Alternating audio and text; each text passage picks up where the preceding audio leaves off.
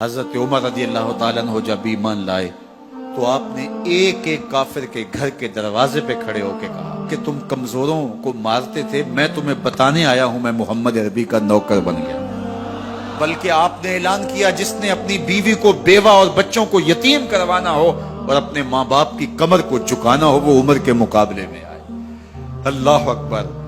زنیرہ نامی ایک خاتون تھی، بہت کمزور، راوی کہتا ہے کہ اس کی ہڈیوں میں گودا نہیں تھا، عشق رسول تھا،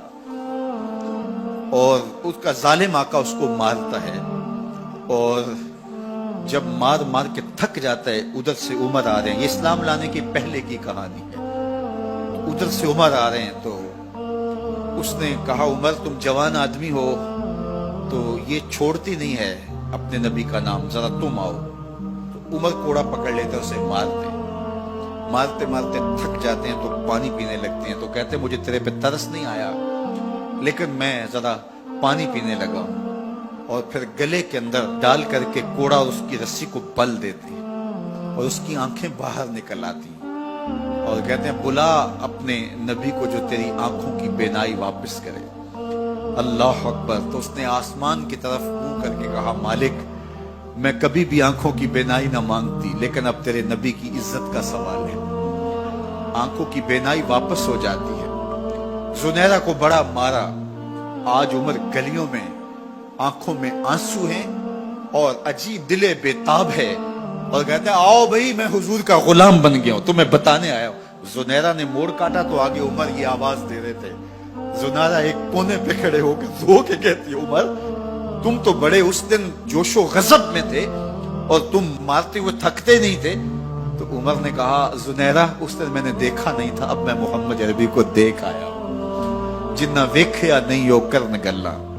جنہ ویکھیا نہیں ہو کرن گلاں، جنہ ویکھیا ہو تے بول دے نہیں، جڑے محرم راز حقیقت دے اور راز حقیقت کھول دے نہیں۔ تو حضرت عمر رضی اللہ تعالیٰ عنہ ایمان لائے۔ حضرت عبداللہ ابن مسعود رضی اللہ تعالیٰ عنہ فرماتے ہیں کہ حضرت عمر کا ایمان لانا مسلمانوں کے لیے عزت کا سبب تھا، ان کا ہجرت کرنا مسلمانوں کی نصرت تھی اور ان کی خلافت مسلمانوں کے لیے رحمت تھی۔ حضرت عمر رضی اللہ تعالیٰ عنہ وہ ہیں کہ میرے حضور نے فرمایا لوگوں جب نیک لوگوں کا ذکر کرو تو میرے عمر کا تذکرہ ضرور کیا کرو۔ میرا عمر وہ ہے کہ جب وہ ایک سمت سے آ رہا ہو، ایک گلی اور بازار سے آ رہا ہو تو شیطان بھی آ رہا ہو عمر کو دیکھ کے راستہ تبدیل کر لیتا ہے۔ حضرت عمر رضی اللہ تعالی عنہ کی طبیعت کے اندر جو جاہ و جلال تھا، طبیعت کے اندر جو سختی تھی وہ اسلام کے اندر آ کر بھی قائم رہی، اور آپ نے وہی سختی وہی جاہ و جلال جو پہلے مسلمانوں کے خلاف تھا اب کفار کے خلاف، منافقین کے خلاف حضرت عمر کی طبیعت کے اندر وہ جوش و خروش بدستور موجود رہا۔ لیکن جس دن آپ خلیفہ بنے تو اس دن آپ نے ممبر پہ چڑھ کے جو خطبہ دیا اس میں کہا لوگوں میں سخت اس لیے تھا کہ رسول اللہ نرم تھے، پھر میں سخت اس لیے تھا کہ حضرت ابوبکر صدیق نرم تھے، اب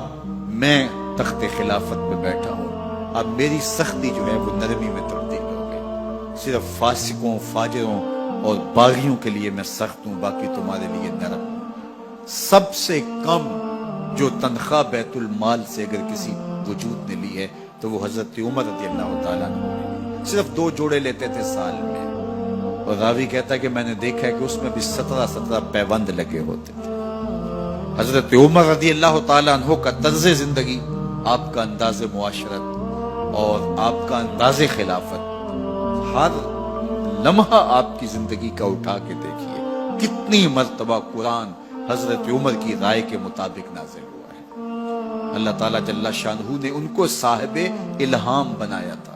ہر امت میں کوئی صاحب الہام ہوتا ہے، حضور کی امت کا صاحب الہام حضرت عمر رضی اللہ تعالیٰ، اور آقا کریم نے انہیں اپنا وزیر قرار دیا، فرمایا میرے 2 وزیر آسمانوں میں ہیں، 2 وزیر زمینوں میں ہیں، آسمانوں کے وزیر جبرائیل اور میکائیل ہیں اور زمین کے وزیر ابو بکر اور عمر ہیں رضی اللہ تعالی عنہما۔